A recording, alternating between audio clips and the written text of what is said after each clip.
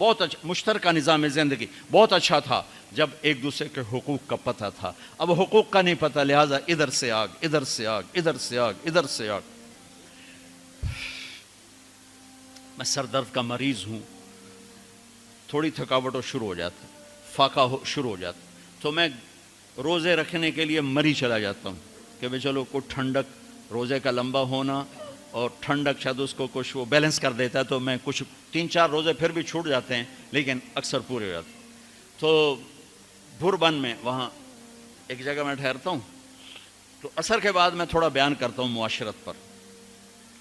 تو پہلی دفعہ جب میں وہاں ٹھہرا تو 8ویں دن امام مسجد کی بیوی آئی ہمارے پاس، میری بیگم کے پاس، کہ جی بیگم صاحب میں نے آپ کا اور مولانا کا شکریہ ادا کرنا ہے کہ آج میری زندگی کا پہلا ہفتہ ہے میرے خامند نے مجھے مارا نہیں. پہلا ہفتہ امام مسجد، امام مصلی پہ کھڑے ہونے والے، کہا پہلا زندگی کا ہفتہ ہے میرے خامند نے مجھے مارا نہیں، ورنہ میری ہر دوسرے دن پٹائی ہوتی تھی. اور 10ویں دن امام صاحب خود آ گئے، کہا مولانا صاحب ہمیں پتہ ہی نہیں تھا زندگی کیسے گزار، ہمارے جو ماحول میں تھا ہم وہی کر رہے تھے. کہ میرے بہنوئی نے میری بہن کی ایک دفعہ ٹانگ توڑی، ایک دفعہ بازو توڑا، اور عالم دین ہے، عالم دین ہے. ہمیں کسی نے یہ بتایا نہیں تھا، ہم نے زندگی میں پہلی دفعہ یہ باتیں آپ کے منہ سے سنی کہ زندگی کیسے گزار. تو فرحان کی زندگی فتوے سے نہیں چلے گی کہ میں مفتی نعیم کا بیٹا ہوں، یہ تو حسن اخلاق سے چلے گی، میٹھے بول سے چلے گی. میرے نبی حضرت عائشہ کو لقمے بنا کے کھلاتے تھے، کوئی اظہار عشق تھا، اللہ کی قسم اظہار تعلیم تھا، تعلیم تھی. سکھایا کہ زندگی گزارنی کیسے. ان کو آٹا گوندھ کے دیتے تھے، چونکہ ابھی شروع میں ان کو آٹا گوندنا نہیں آتا تھا، تو آٹا گوندھ کے دیتے تھے. اور عرب بڑی بڑی بوٹیاں پکاتے تھے، تو حضرت عائشہ بوٹی اٹھا کے ایسے نوچتیں اور پھر رکھ دیتیں. تو اللہ کے نبی بوٹی اٹھا کر جہاں سے حضرت عائشہ نے نوچا ہوتا تھا وہاں سے نوچ نوچ کے دکھا کے کھاتے تھے. میرے رب کی قسم اظہار یہ ہمیں تعلیم دی ہے کہ زندگی کیسے گزاریں. پھر بڑے بڑے پیالے ہوتے تھے پانی پینے کے، چھوٹے گلاس نہیں. چھوٹا گلاس تو بخل کی نشانی، اب تو اور چھوٹے ہو گئے کہ کپ کو گلاس بنا دیا. میرے بچپن میں مجھے یاد ہے اتنا بڑا گلاس ہوتا تھا، اور ڈیرے میں جتنے مہمان ہوتے تھے، کچی سڑکیں ہوتی تھیں، مہمان کو ہمارے رشتہ دار یا دوست نہیں، راہگیر مسافر ہوتے تھے، ہر مہمان کو دودھ پلایا جاتا تھا رات کو. چونکہ جانور زیادہ ہوتے تھے تو ہمارا اکرام زیادہ سے زیادہ یہی ہوتا تھا، تو ہم سارے مہمانوں کو دودھ پلاتے تھے. تو ایک مہمان آیا ہمارے دادے کا زمانے کا، چاچا لال. اب گلاس چھوٹے ہو چکے ہیں، تو وہ جب نوکر نے دودھ پیش کرنے کے لیے نا آگے بڑھا تو اس نے گلاس دے کر کہنے لگا پتر میں نہیں پیندا. سمجھ رہے ہو پنجابی سمجھ رہے ہو نا؟ پتر میں نہیں پیندا. اسے کہا چاچا کیوں نہیں پینا ہے؟ کہ دو تو ود پیواں تے بے غیرت بنا تے دو نال میرا گزارا کوئی نہیں، لے جا.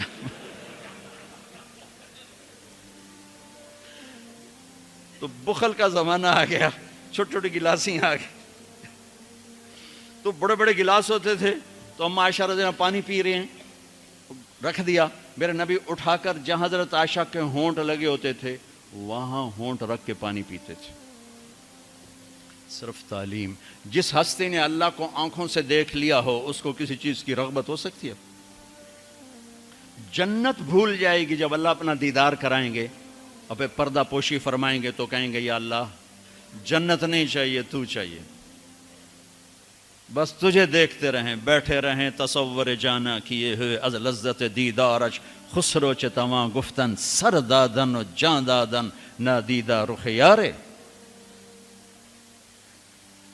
امیر خسرو کہہ رہے ہیں کہ یا اللہ بن دیکھے تیرے لیے لوگ سولیوں پہ چڑھ گئے، اوروں سے چر گئے، چھروں سے کٹ گئے. بن دیکھے تیرے عشق میں جب تجھے دیکھیں گے تو کیا حال ہوگا. از لذت دیدارش خسرو چتواں گفتن سر دادن و جان دادن نادیدہ رخ یار. تو جس ہستی نے اللہ کو دیکھا ہو ان کے لیے عورتوں کی کیا رغبت ہے. یہ صرف سکھانا. ایک حدیث سنا دے، ما تزوجت وما زوجت الا بوحی من السماء نزل به جبریل. لوگوں میں نے جہاں شادی کی، میں نے جہاں بیٹی دی، پہلے آسمان سے وحی آئی، پھر میں نے قدم اٹھایا. اللہ کی قسم ہمیں سکھانے کے لیے تھا، ہمیں سکھانے کے لیے۔ ہاں سفر سے واپسی ہو رہی ہے، ٹھیک ہے، آپ نے صحابہ سے کہا چلو بھائی تیز ہو جاؤ، وہ سارے تیز ہو گئے، یہاں تک کہ نظروں سے غائب ہو گئے، ٹھیک۔ تو اب کون رہ گئے؟ اما عائشہ اور میرے نبی۔ تو اما عائشہ نہیں، میرے نبی نے کہا عائشہ دوڑ لگائیں، دوڑ لگائیں، لگائیں۔ اللہ اکبر، مفتی نعیم کا اتنا بڑا پیٹ، یہ دوڑ لگائے گا بیگم کے ساتھ؟ اور مولا منظور مینگل کا اس سے بھی بڑا ہو گیا، یہ لگائیں گے؟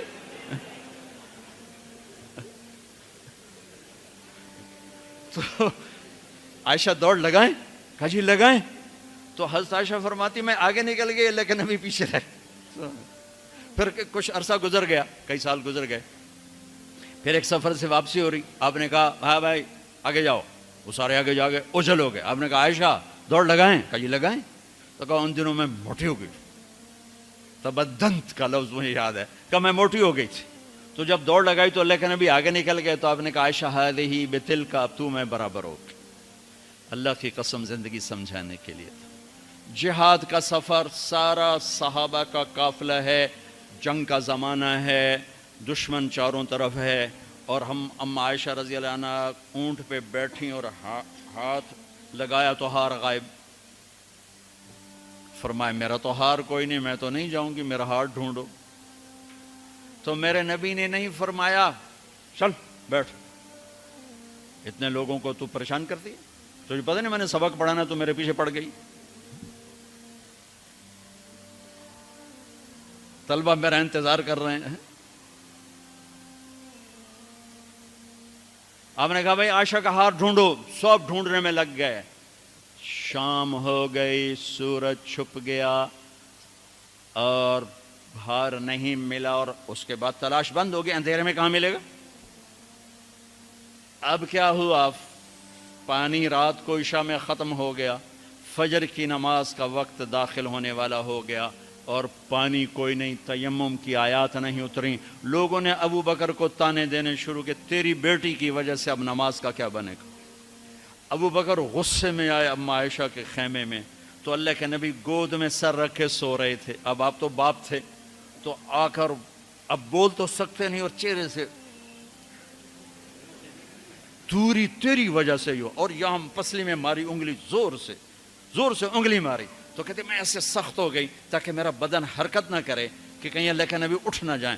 تو چہرے سے غصے کا اظہار کر کے، اور میرے والد مرحوم جو تھے نا، وہ گالیاں بہت نکالتے تھے، ان کی بخشش کا پنجاب کے ذمہ دار کیا تھا۔ جب میں تبلیغ میں لگ گیا تو اب وہ عادت مجھ سے شرماتے تھے، تو جب میں ہوتا تھا نا تو نوکر کو بلا کر اس کو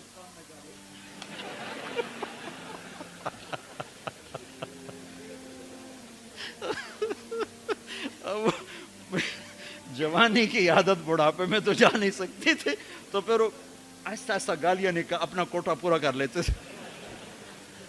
تو ابوبکر صدیق رضی اللہ عنہ میں کہ کہیں بھائی اللہ کا نبی اٹھنے کرتے رہو، انگلی مارتے رہے، تو اللہ نے آیات تیمم اتار دی۔ اس موقع پر تیمم کی آیات پہلی دفعہ 8000 سال میں یہ ہونے لگا ہے۔ بھلا مٹی سے آدمی صاف ہوتا ہے اور گندا ہو جاتا ہے؟ اللہ کہا نہیں، فتیمم، چلو تیمم کرو۔ اب سارے صحابہ میں خوشی کی لہر، اور سعد بن عبادہ کہنے لگے اے آل ابو بکر، یہ پہلی تو نعمت نہیں ہے جو تمہارے گھرانے کے طفیل ہمیں ملی ہے، اس سے پہلے بھی بڑی نعمتیں تمہارے گھر کی طفیل ہمیں ملی ہیں۔ اللہ نے تیمم کی آیت اتار دی۔ میرے نبی نے قافلے کو نہیں چلایا، یہاں تک کہ حضرت عائشہ نے کہا اچھا یا رسول اللہ اب چلیں، ہار کو چھوڑیں۔ پھر میرے نبی چلے، اور جب اونٹنی کو اٹھایا تو ہار اس کے نیچے پڑا ہوا تھا، وہ سارا باہر ڈھونڈتے رہے، ہار نیچے چلا گیا تھا گر کر۔ یہ میرے نبی کی زندگی ہے، یہ مینگل صاحب سے کہتا ہوں پڑھائیں، مفتی نعیم سے کہتا ہوں یہ زندگی پڑھائیں، کہ ان کی بیویاں ان کو دعائیں دیں، ان کے ماں باپ ان کو دعا دیں، ان کی اولاد ان کو دعا دے۔ وہ باپ نہیں ہے جس کو دیکھ کے بچے ڈر جائیں، وہ تھانے دار ہے، تھانے دار بیٹھا ہوا ہے۔ وہ استاد نہیں جس کو دیکھ کے شاگرد ڈر جائے، وہ تھانے دار ہے۔ وہ خامد نہیں ہے، جس کو دیکھ کے بیوی سہم جائے وہ تھانے دار ہے. خامد وہ ہے جس کو دیکھ کے بیوی خوش ہو. باپ وہ ہے جس کو دیکھ کے اولاد خوش ہو. استاد وہ ہے جس کو دیکھ کے شاگرد خوش ہو. اپنے مصنوعی روب جمانا کہ استاد کی ہیبت ہونی چاہیے. ارے ہیبت، محبت ہونی چاہیے. محبت سے علم منتقل ہوتا ہے، ہیبت سے نہیں ہوتا. محبت سے جا کر فریکوینسی ملتی ہے، کال ملتی ہے، اور پھر جذبات منتقل ہوتے ہیں. تم ہیبت بٹھانے کے چکر میں